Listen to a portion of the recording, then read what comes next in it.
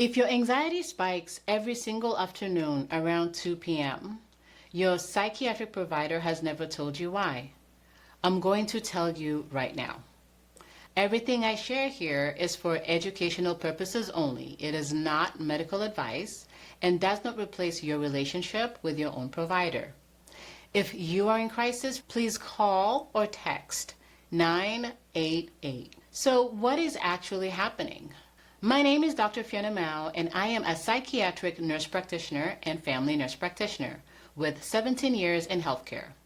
And in all those years in private practice, in locked psychiatric units, in telehealth, one of the most common things I hear from my patients is this: my anxiety is fine in the morning, but by 2 p.m. I am a different person.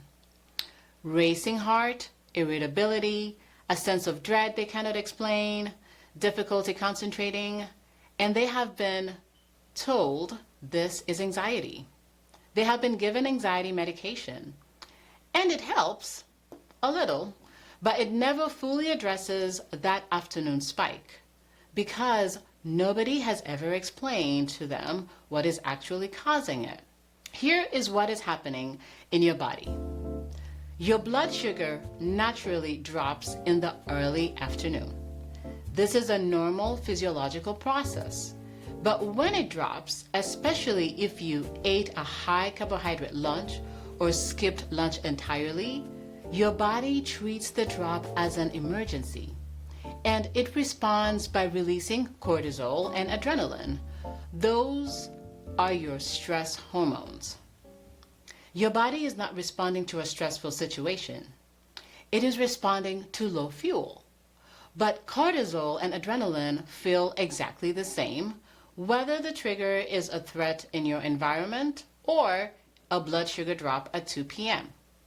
Racing heart, heightened alertness, muscle tension, a feeling of dread, that is not a physiological response. That is a metabolic one. And treating it with anxiety alone, without addressing the blood sugar, is treating the symptom while the cause continues every single afternoon. And the science makes it real. This is not a theory. The relationship between blood sugar instability and mood and anxiety is well documented in the research. Studies show that hypoglycemic episodes, even mild ones, activate the same cortisol and adrenaline response. That physiological stress activates. The brain cannot tell the difference. All it knows is that fuel is low and it needs to respond. And here is what makes this relevant to psychiatric care specifically. Insulin resistance, which is when your cells stop responding efficiently to insulin, is one of the most commonly missed metabolic drivers of anxiety and depression. Your brain runs on glucose. When glucose delivery to the brain is disrupted, either because blood sugar is dropping or because insulin is not working efficiently, your brain reacts. And how does the brain react when it is under metabolic stress? Anxiety, low mood, cognitive fog, irritability, the exact symptom we are medicating for. Do this week. Here is one thing I want you to do starting today. Change your lunch. Add protein, eggs, grilled chicken, fish, Greek yogurt, legumes. Remove or reduce refined carbohydrates, white bread, pasta, white rice, sugary drinks, anything that spikes your blood sugar fast and drops it fast. Add a small protein-based snack at 10 a.m. before your blood sugar drops so it never falls low enough to trigger that cortisol response in the first place. Do this for 1 week. Pay attention to your 2 p.m.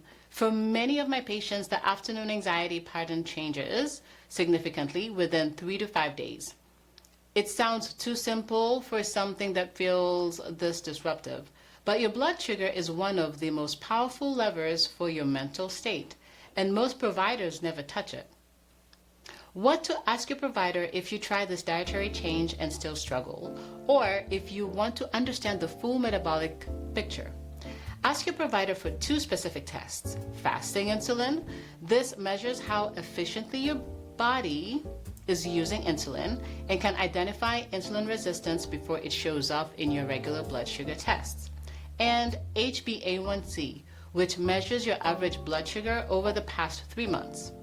These two tests together give you and your provider a much clearer picture of whether blood sugar dysregulation is driving your mood and anxiety.